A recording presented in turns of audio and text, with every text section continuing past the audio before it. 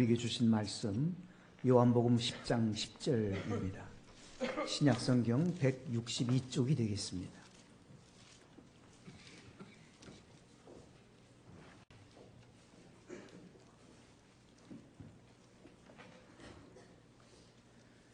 도둑이 오는 것은 도둑질하고 죽이고 멸망시키려는 것뿐이요 내가 온 것은 양으로 생명을 얻게 하고 더 풍성히 얻게 하려는 것이라. 아멘.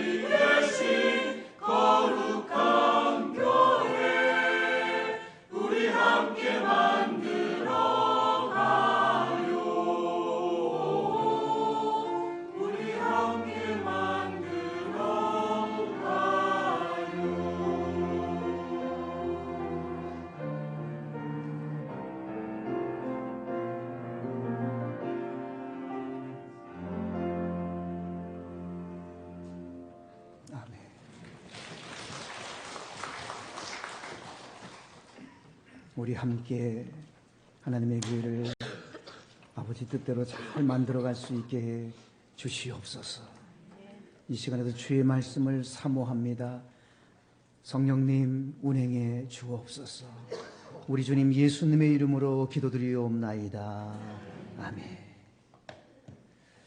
2020년 경자년 새해 두 번째 주일입니다.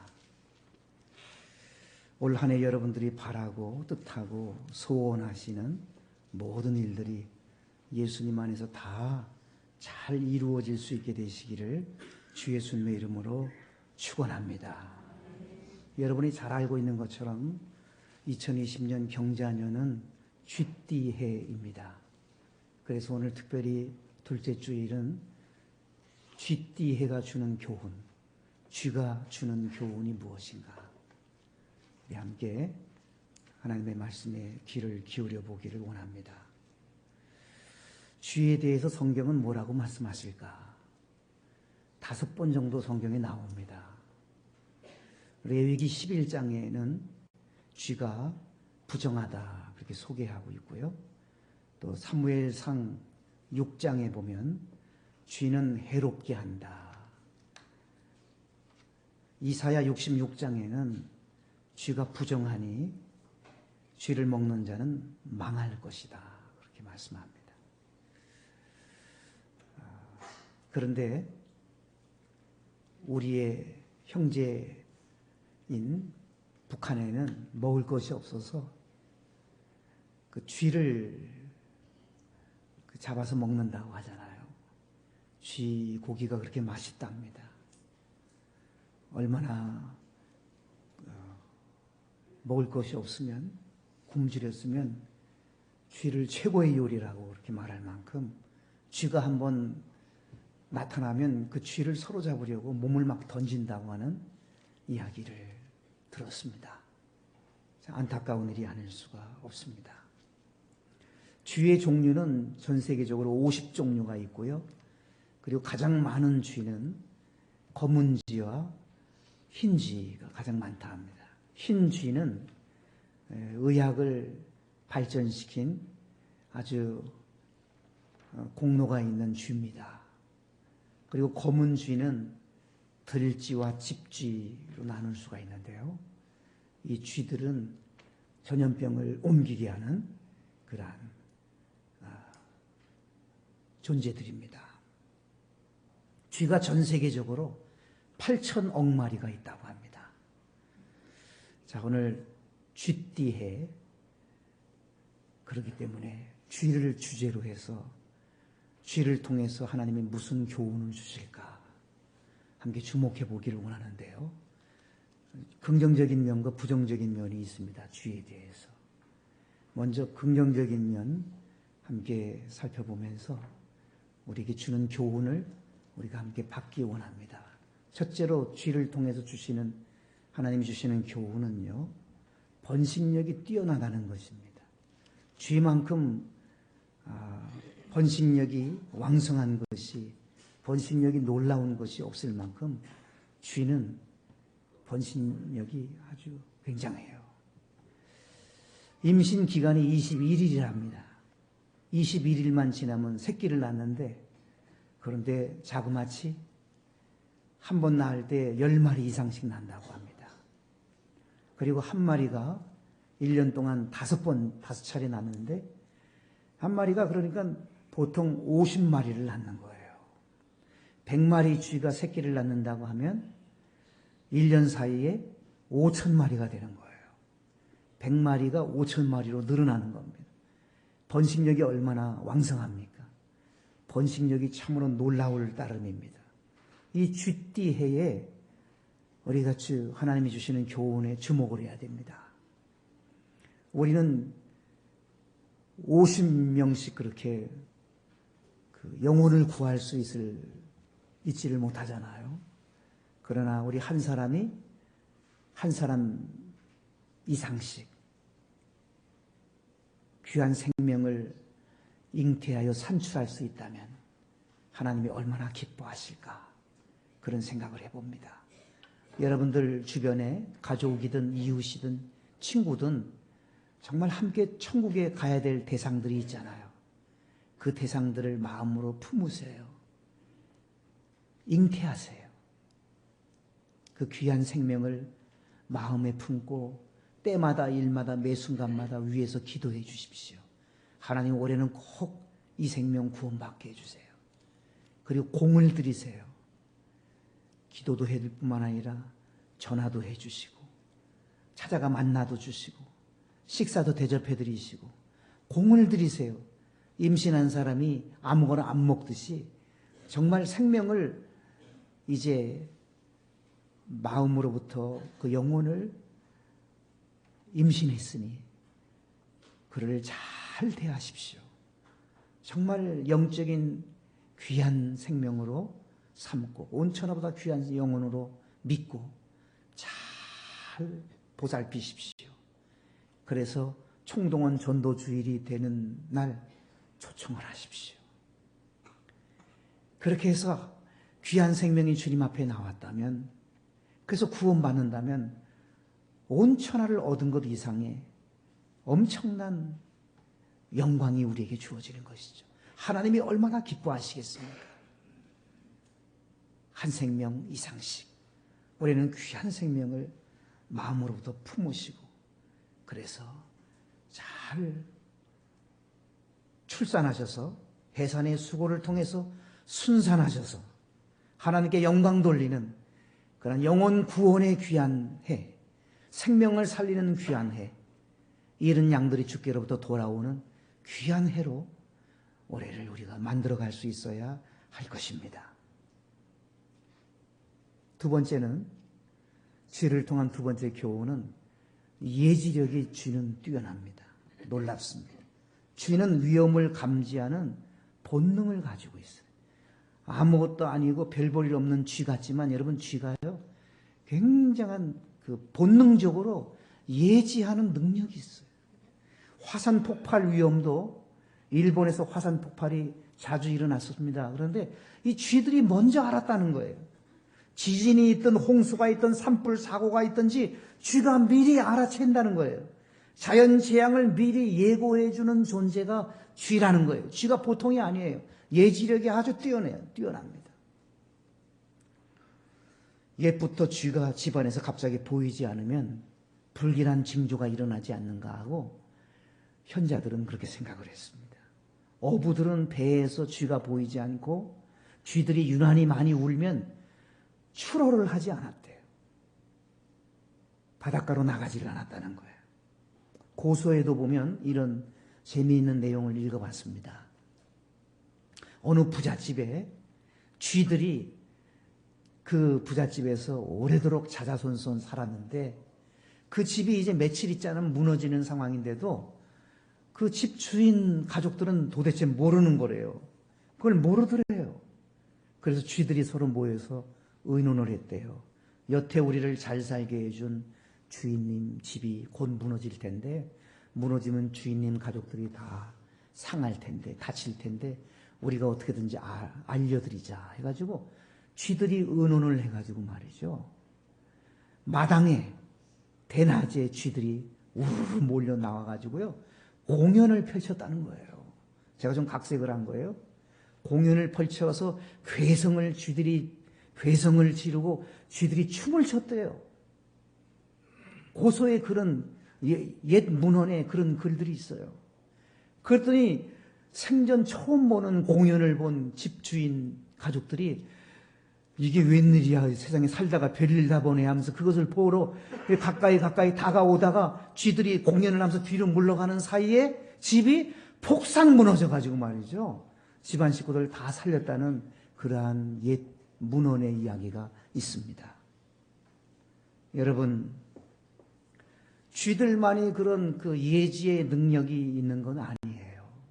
우리도 있어요. 우리도 육감이라는 것도 있지만 우리는 무엇보다도 영적인 감동이 있는 사람들 아닙니까?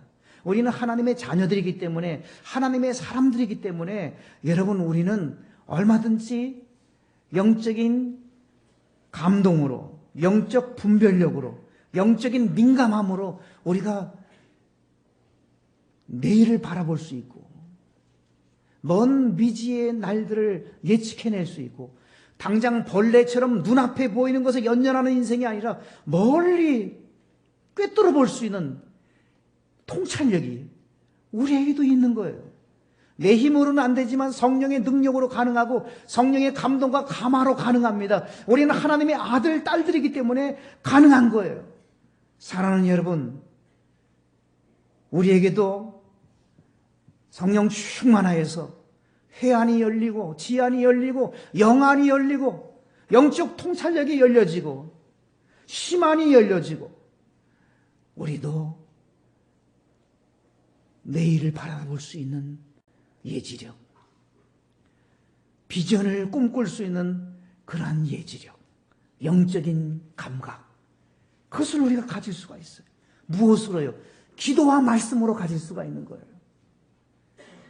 디모데후서 3장 16절에 보면 모든 하나님의 말씀은 하나님의 영으로 기록된 것이라. 감동으로, 성령의 감동으로 기록됐다 그랬어요. 그러므로 하나님 말씀을 가까이 하면 성령의 감동으로 기록된 것이기 때문에 우리에게 성령의 감동이 있어서 말씀을 통해서 우리가 꿰뚫어 볼 수 있고 말씀을 통해서 내다볼 수 있고 말씀을 통해서 먼 미지의 날들을 계산할 수 있는 그런 영적인 감각이, 영적인 감동이 우리에게도 있는 거예요. 주만 못하겠어요, 우리가? 내일을 볼 줄 아는 눈, 미래를 계산할 수 있는 지혜, 우리에게도 필요합니다. 다음 세대를 볼 수 있는 통찰력, 다음 세대에게 기대를 거는 그런 예지력도 우리에게 있어야 돼요. 이 땅의 삶뿐만 아니라 이 다음 생에도 예비하고 대비하고 준비할 수 있는 그러한 영적 감각이 기도와 말씀을 통해서 주어지는 거예요. 성경에 보게 되면 기도하는 사람들에게 하나님은 다 보여주셨어요. 그런 것들을. 경자년 새해를 우리가 맞이해서 하나님 앞에 사모하십시다. 하나님, 나에게도 영적인 감동을 주세요. 영적인 감각을 주세요. 멀리 내다볼 수 있는 통찰력을 주세요. 하나님, 나에게 비전의 눈을 주세요. 볼 수 있는 눈을 주세요. 내일을 보게 해 주십시오. 비전을 보게 해 주십시오 하고 여러분 그렇게 기도할 수 있어야만 할 것입니다. 기도와 말씀을 통해서 우리도 예지력을 얻을 수 있습니다. 내일을 보고 예비하고 준비할 수 있을 것입니다. 아름다운 꿈을 꿀 수가 있을 것입니다.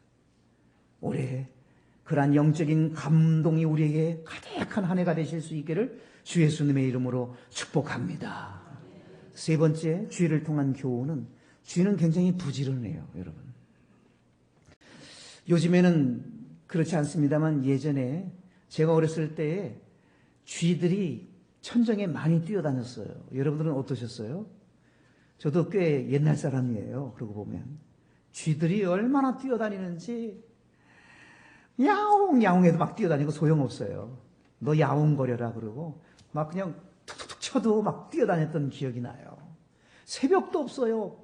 밤도 없어요. 얼마나 이 잽싸게 부지런히 움직이는지 말이죠. 쥐가 눈에 보였다 그러면 언제 없어졌는지 싹 사라져버려요. 아주 재빠르고 날쌔고 부지런한 것이 쥐의 모습입니다. 구전설화에 보면 이런 이야기가 있어요. 옥황상제가 이 땅에 있는 동물들 다 모여라 그랬어요. 근데 쥐가 얼마나 잽싸게 재빠르고 얼마나 그 행동이 민첩하면 말이죠. 소 위에 뛰어 올라갔대요. 소 위에 뛰어 올라가가지고 소가 옥황상제 앞으로 갈 때에 소 위에서 잘 가만히 있다가 힘을 비축해 두었다가 옥황상제가 만나자고 하는 자리에 가까이 왔을 때 쥐가 재빨리 뛰어내려가서 열심히 부지런히 달려가가지고 말이죠. 1등으로 딱 도착을 했다는 부전설화가 있어요. 1등이 쥐래요, 쥐. 사랑하는 여러분, 올해 우리가 부지런한 해로 우리 결단할 수 있어야 됩니다.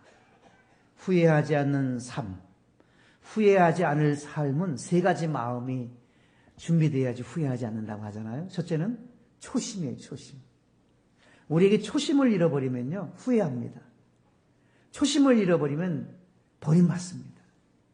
두 번째는 중심이에요, 중심. 중심을 잘 잡아야 돼요.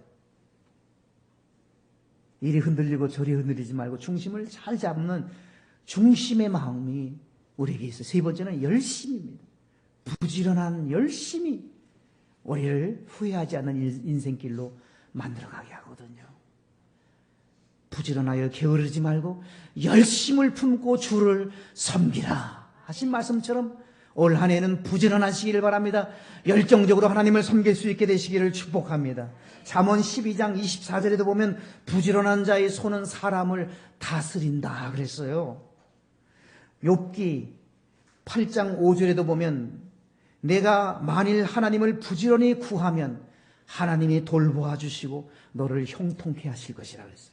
하나님이 돌보아 주시는 사람, 형통한 사람이 어떤 사람이라고요? 하나님을 부지런히 찾는 사람이라고 했어요. 하나님을 부지런히 구하는 사람이라고 그랬어요. 여러분은 무엇을 구하며 살아가십니까? 하나님만 구하면 하나님 안에 모든 게 다 있어요. 하나님을 구하시는 지혜가 있기를 축복합니다. 하나님 높은 데 올라가게 해주세요. 돈 주세요. 건강 주세요. 물론 그것도 좋아요. 구체적으로 기도하는 것도. 그러나 하나님 함부로 만족합니다. 하나님이면 됩니다. 하나님이 전부입니다. 하나님으로 나는 만족합니다라고 할 때 하나님 안에 모든 게 다 있는 거예요. 하나님을 부지런히 찾으시고 구하실 수 있는 2020년 되시기를 축복합니다. 잠언 27장 23절에도 보면 내 양떼의 형편을 부지런히 살피며 그랬어요. 양떼. 여러분의 양떼가 누굽니까? 교회학교 선생님들은 여러분들이 가르치는 다음 세대들이 양떼들일 것입니다. 목자님들, 부목자님들은 목원들이 양떼이 될 것입니다. 목회자들은 교인들의 양떼들이에요. 저도 하나님 앞에서 양이에요. 그러나 하나님이 저에게 양떼들을 맡겨주셨습니다. 올해는 부지런히 여러분들을 살피고 양떼의 형편을 부지런히 살피는 그러한 목회자가 되기를 소망합니다.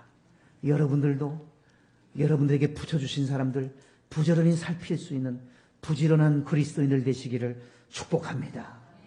또한 잠언 10장 4절에도 보면 손이 부지런한 자는 부하게 되느니라 그랬어요. 여러분 부하게 되고 싶으시면 손이 부지런하셔야 됩니다. 잠언 13장 4절에도 보면 부지런한 자의 마음은 풍족함을 얻느니라 그랬어요. 풍족한 자는 부지런한 자라 그랬어요. 신명기 6장 7절에도 보면 내 자녀에게 부지런히 가르치며 그랬어요. 자녀들에게 부지런히 가르치십시오. 하나님이 우리의 아버지이심을, 예수님이 우리의 구주요 주님이심을, 성령님이 평생 또를 우리 곁에서 우리를 돌봐주시는 보혜사이심을 부지런히 가르치셔야 됩니다. 부지런히 가르치셔야 돼요. 그 가르침은 가장 의미 있는 가르침이에요. 그 가르침은 가장 여러분 가치가 있는 가르침입니다. 부지런히 가르치셔야 됩니다. 부지런하게 올 한 해도 부지런하게 열심히 사는 여러분들 모두 위해 하나님이 올해도 은혜의 기회를 많이 주시는, 은총을 많이 부어주시는 여러분들 다 되실 수 있기를 주 예수님의 이름으로 축복합니다. 네 번째로는요, 주의를 통한 교훈은, 여러분 주의는 악조건 속에서도, 악조건의 상황에서도 살아남는 끈기가 있어요. 주의는. 여러분 쥐처럼 악조건인 곳에서 사는 존재가 있을까요? 여러분 쥐는 캄캄한 데서 말이죠, 굴 속에서 좁은 데에서 그 살아내는 걸 보세요. 우리가 만일 그런 자리에 있다면 여러분 우리 살아남겠어요? 쥐는 잘 살아내요. 땅 속에서 어두운 곳에서 시궁창에서 잘 견뎌냅니다. 제가 서울에서 목회할 때 아주 오래전인데요, 우리 경북 내려오기 전이니까요. 경북에 내려온 지도 벌써 19년 다 돼가거든요. 그 중평교회라고 문경에 중평교회에서 제가 1일 집회를 제가 인도한 적이 있어요. 하루 쉬면서 그 겨울이었는데요. 농한기 때였었어요. 농한기 때 농촌교회 농한기 때 많이 모이니까요. 화장실을 이용했는데 그 재래식 화장실 거기 딱 앉아서 일을 보는데 말이죠. 아래에 느낌이 이상해요. 아래 누군가가 노리고 있는 것 같아요. 이렇게 보니까 쥐소방이 얼어붙은 그 안에서 말이죠. 따뜻한 목사편을 좀 먹어보겠다고. 노리고 있는 거예요, 노리고. 아, 제가 그걸 봤어요. 참 악조건 속에서도 그 살아가는 주의 모습이 생각이 납니다. 사랑하는 여러분, 우리도 올 한 해에 꽃길만 걷는다고 생각하지 마세요. 우리 인생이 그렇지 않잖아요. 어떤 어려움이 우리에게 주어질지 모르지만 여러분 예수님과 함께 다 극복하실 수 있기를 축복합니다. 틀림없이 이겨낼 수 있습니다. 어떠한 조건이라 할지라도 우리는 이겨내야 돼요.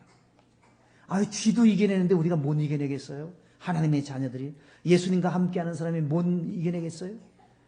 어려움의 고비를 넘어가면 넘어갈수록 거기에 걸맞는 은총이 예비되어 있는 거예요. 어려움을 자꾸 피하려고 하지 마세요. 피해서 돌아가려고 하지 마세요. 넘어서십시오. 극복하십시오. 산을 극복할 수 있는 힘을 주세요라고 기도하세요. 피해가게 해주세요라고 하지 말고 극복하고 이겨낼 수 있게 해주세요라고 하십시오. 그러면 극복하고 이겨내면 더 좋은 것으로 하나님이 준비시켜 주시는 거예요. 작년에 대한민국의 위상을 드높인 스포츠맨들이 여러 명 있습니다만 그중에 축구의 손흥민, 야구의 류현진 선수가 대한민국의 위상을 드높인 사람들이었습니다. 이 선수들이 말이죠. 그렇게 조건이 좋은 게 아니에요. 참 어려움 속에서도 무수히 많은 어려움 속에서도 포기하지 않고 끝까지 특유의 악바리 정신으로 말이죠. 그렇게 애쓰고 했었다는 거예요. 여러분, 우리들도 그러해야 합니다. 조그만 어려운 일에 낙심하고 좌절하고 주저앉아버리고 엎어져버리면 안 돼요.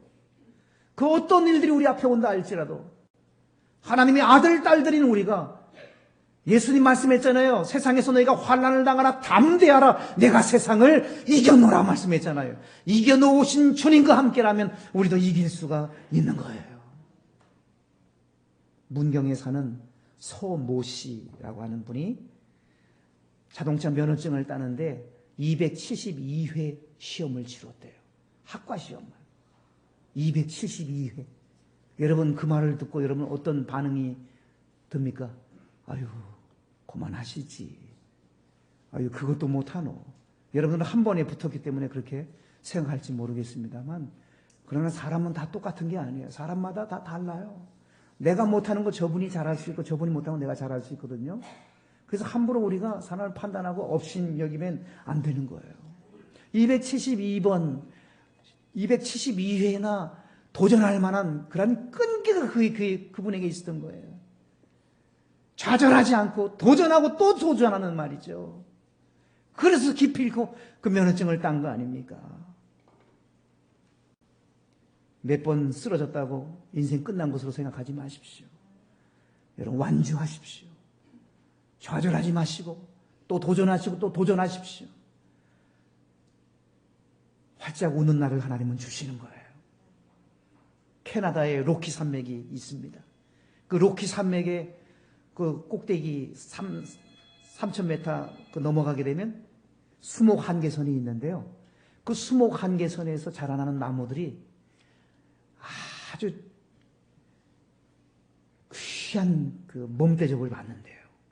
수목 한계선에서 나무들이 잘 자라나지 않는데 거기에서 이제 마치 무릎 꿇은 나무처럼 말이죠. 이렇게 자라나는 나무들이 있는데 그 나무를 재료로 해서 그 바이올린을 만드는데 그 바이올린 수억 하는 바이올린, 명품 바이올린 재료가 그 수목 한계선에서 나오는 나무들로 만든다는 거예요. 그 어려움 속에서 자라난 나무들이 수억 원 하는 명품 재료가 되는 거예요. 고가의 재료가 되는 거예요. 명품 인생, 찬사받는 인생, 기립박수 받는 인생, 하나님이 알아주는 인생은 어떤 인생일까요? 어려움 속에서 좌절하는 인생이 아니에요. 어려움 속에서 거꾸러지는 인생이 아니에요. 어려움에 불구하고 이겨내는, 견디고 극복하고 헤쳐가는 그러한 사람이 참으로 하나님께서 명품 인생으로 세워주시는 거예요. 쥐도 어려운 조건에서 살아남는데 하나님의 자녀들인 우리가 이겨내지 못하지 않습니다. 이겨낼 수 있습니다. 헤쳐갈 수 있습니다. 분명히 내일은 밝은 내일이 오게 될 것입니다.